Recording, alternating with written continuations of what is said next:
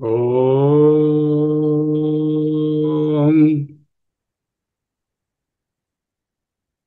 ఓం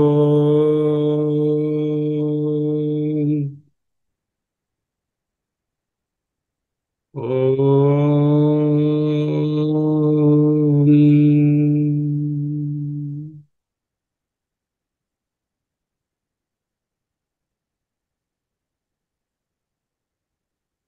స్థిర సుఖమాసనం.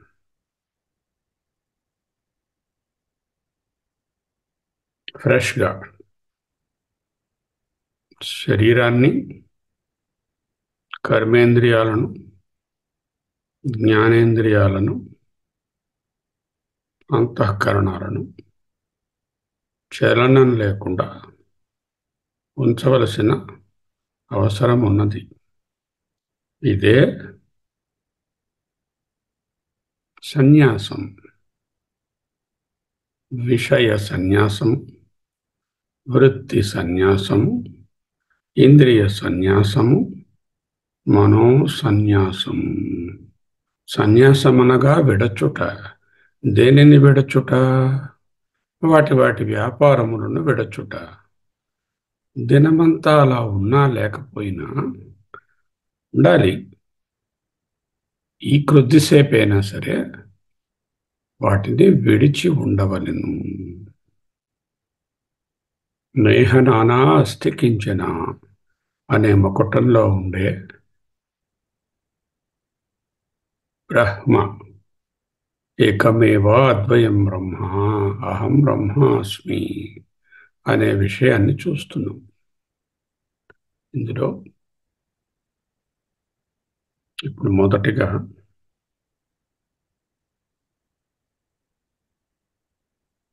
ఏకమేవా అద్వయం బ్రహ్మ నేహ నానాస్తి కించన.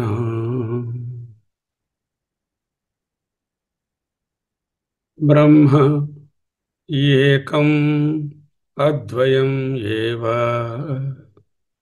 ఏకమేవాద్వయం బ్రహ్మ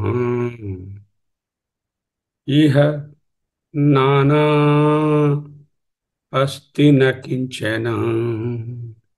ఇహ నానా కించన అస్తి నేహ నానాస్తి కించన. ఏకమేవాద్వయం బ్రహ్మ నేహ నానాస్తి కించన. బ్రహ్మము ఏకము, అద్వయము, రెండవది నానాత్వము లేనిది అయితే దూరంగా ఉంటుంది కదా. బ్రహ్మం ఎక్కడో ఉన్నది, నేను ఇక్కడ ఉన్నాను. ప్రభు దాసభావం కాదు కావలసినది. ఆ బ్రహ్మమే నేనని తెలుసుకోవడం. ఆ బ్రహ్మమే ఆత్మ. ఆత్మ అంటే అహం అస్మి. అప్పుడు ఎవరు ఏకము అద్వయము? అహం అస్మి. అహం ఏకం, అహం అద్వయం, అహం ఏవ బ్రహ్మ. ఏకమేవ అద్వయం బ్రహ్మ. ఇహ ఈ ఆత్మలో అంటే ఈ అహమస్మిలో నానా అస్తి నకించన. దీనిలో నానాత్వము లేదు. మరి నానాత్వం ఎక్కడున్నది? అదిగో ఆత్మకి పైన ఉన్న పొరలు, అంతఃకరణాలు, ఇంద్రియాలు, స్థూల దేహం, విషయములు, ప్రపంచము, వీటిలో నానాత్వం ఉంది. కానీ బ్రహ్మ అయిన నాయందు నానాత్వము నకించన అస్తి, కొంచెము కూడా లేదు. ఏకం, స్వగత భేదాలేవీ లేవు.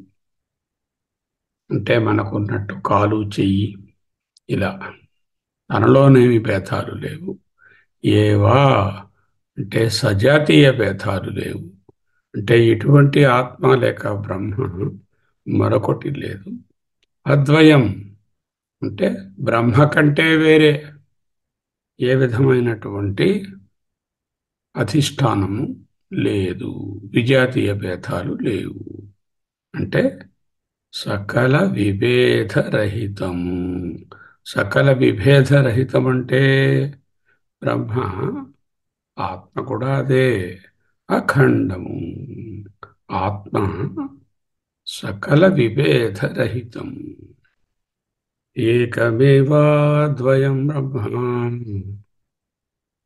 నేహ నానాస్తి కించన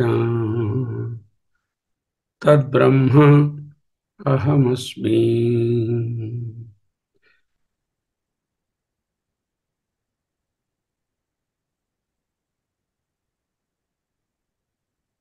ఇప్పుడు ఓం అని 3 నిమిషాల పాటు ధ్యానంలో ఉంటాం. ఈ ఓం చేస్తున్నప్పుడు శ్వాసను నియంత్రించి ప్రాణాయామం లోతుగా పీల్చటం, నిలపటం, పొడుగ్గా వదలటం, చాలాసేపు నిశ్వాసము చేయటం. చేస్తున్నప్పుడు ఓం అని నెమ్మదిగా అనుకుంటాము.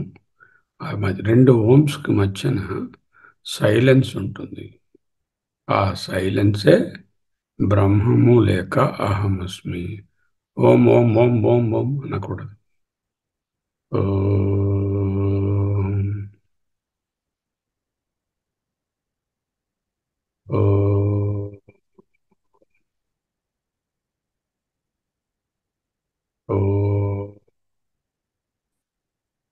ఈ విధంగా 3 నిమిషాలు ప్రాణాయామంకి ఓంకారాన్ని జోడించి ఉంటాం.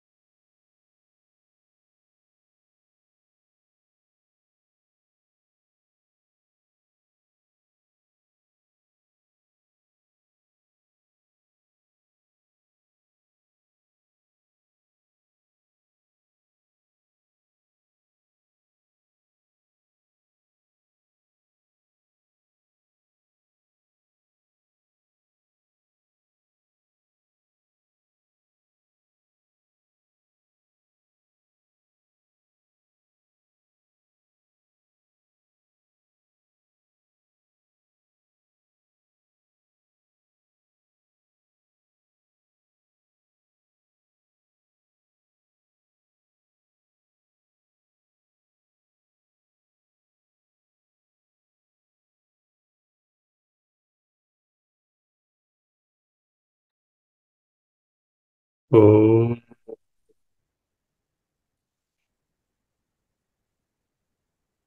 ఓం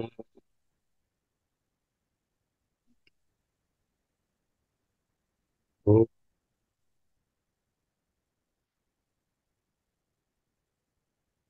ఓ వాం మనసి ప్రతిష్ఠితా మనో మే వాచి ప్రతిష్ఠితం. ఆ సైలెన్స్ మధ్యలో వాక్యానికి వాక్యానికి మధ్యన ఉంచినటువంటి ఆ విరామమే బ్రహ్మము. అది బ్రహ్మాన్ని ధ్యానించే మంత్రం కనుక అది చదివినప్పుడు ఓం అమ్మే మనసు ప్రతిష్ఠిత వచంబనమే వాచి ప్రతిష్ఠిత చదవకూడదు. అదే మొన్న బోధించారు. విరామము బ్రహ్మము, విరామమే బ్రహ్మము, వికల్పములు లేకపోవడమే బ్రహ్మము. ఓకే. ఈరోజు శ్లోకం ఓం ఓం ఓం ఓం అనిరూప్య స్వరూపం యత్ మనోవాచాం అగోచరం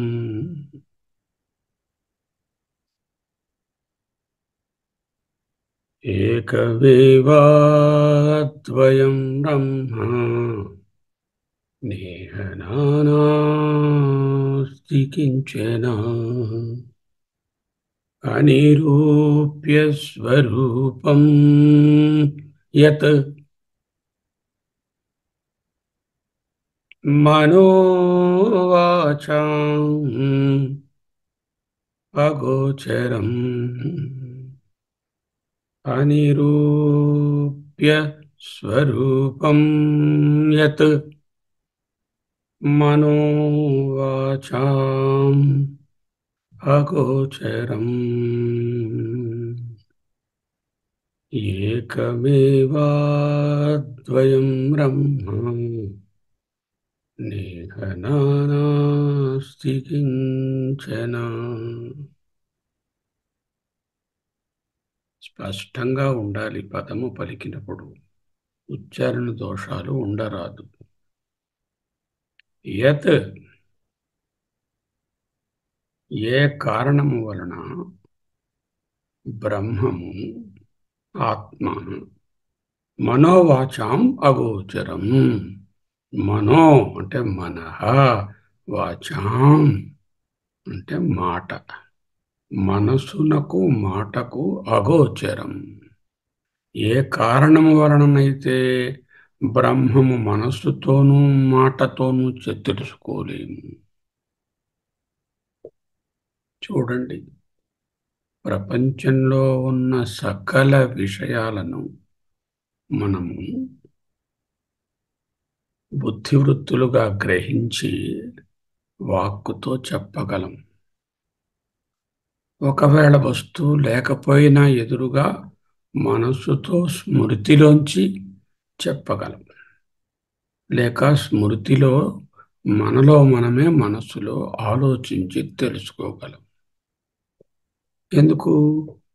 అవన్నీ వస్తువులు కనుక, పదార్థములు కనుక, జ్ఞేయములు కనుక. మరి బ్రహ్మము పదార్థము కాదు, జ్ఞేయము కాదు. ఎప్పటికీ బ్రహ్మకు జ్ఞేయం స్టేటస్ ఉండదు. అది జ్ఞానం, అది ఏ సాక్షి, అది ఏ సబ్జెక్ట్, అది ఏ ద్రష్ట. కనుక యత్ ఏ కారణము వలన మనః వాచాం అగోచరం, మనోవాచాం అగోచరం, మనస్సునకు వాక్కునకు అందనిదో, గోచరము కానిదో. అందువలన ఏమైంది? అనిరూప్య స్వరూపం. బ్రహ్మము ఇట్టిది అట్టిది అని నిరూపించ శక్యము కానిది. ఎందుచే మనోవాక్వాచామ గోచరం. యన్మనోవాచామ గోచరం తత్కారణత్వాత్, ఆ కారణము వలన అనిరూప్య స్వరూపం, అందుచే ఇట్టిట్టిదని నిరూపింప శక్యము కానిది, అంటే వ్యక్తము చేయలేనిది, అవ్యక్తము. సాక్షి ఆత్మ అహమస్మి, ద్రష్ట జ్ఞానము అన్నీ ఒక్కటే.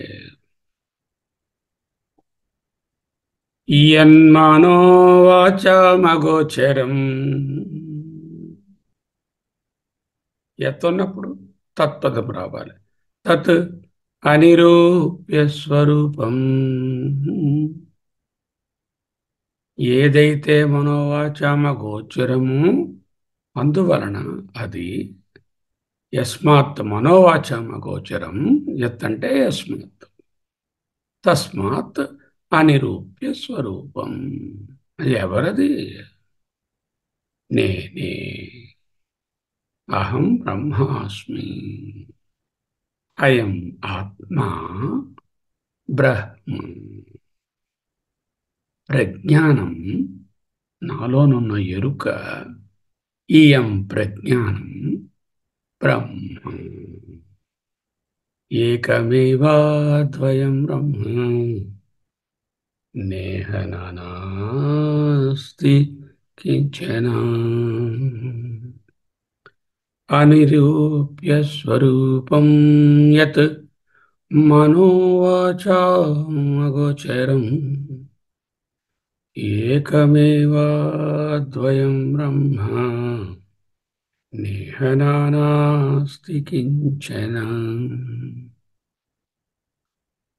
బ్రహ్మము లేక ఆత్మ మనస్సునకు వాక్కునకు గోచరము కానిది. ఇక్కడ వాక్ అంటే సకల జ్ఞానేంద్రియాలు, సకల కర్మేంద్రియాలు. మనస్సు అంటే అంతఃకరణాలు. అంటే అంతఃకరణాలకు, జ్ఞానేంద్రియాలకు, కర్మేంద్రియాలకు అందనిది, వాటి రేంజ్లో లేనిది, వాటి పరిధిలో లేనిది. ఎందుకు? అవన్నీ దృశ్యములను తెలుసుకోగలవు. బ్రహ్మ ఆత్మ దృశ్యము కాదు.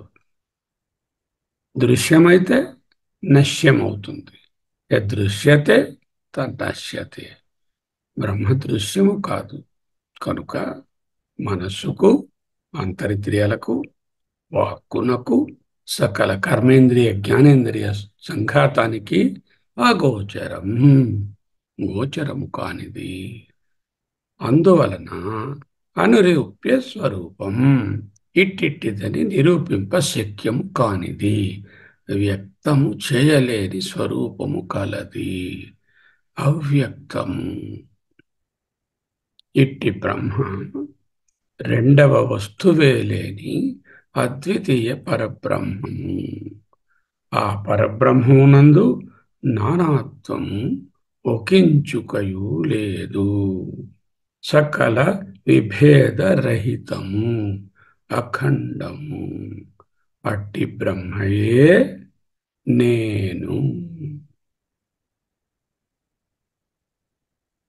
అహమస్మి, అహమస్మి, అహమస్మి, అహమస్మి, అహమస్మి, అహమస్మి, అహమస్మి, అహమస్మి.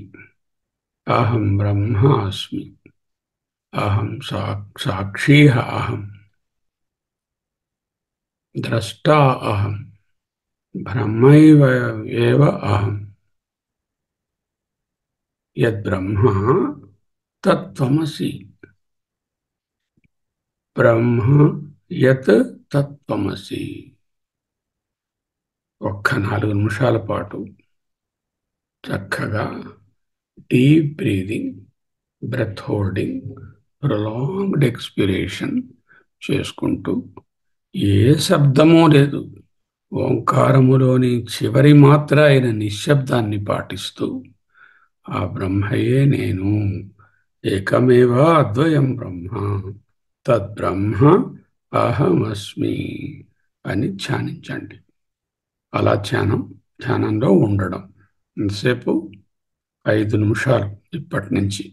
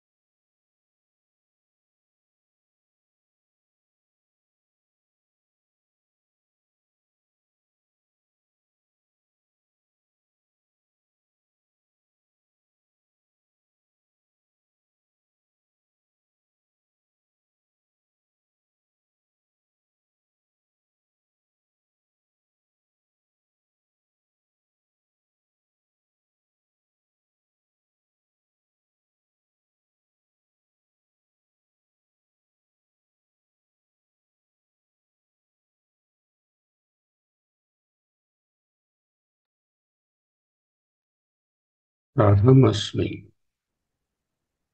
అహమస్మి. అహమస్మి.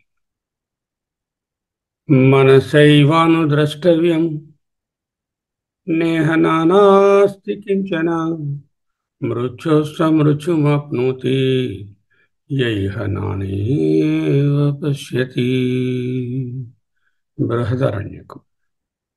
ఈ పరబ్రహ్మను సంస్కరించబడినటువంటి బుద్ధి ద్వారానే అన్వేషించి తెలుసుకోవాలి. మనసైవ అనుద్రష్టవ్యం నేహ నానాస్తి కించన.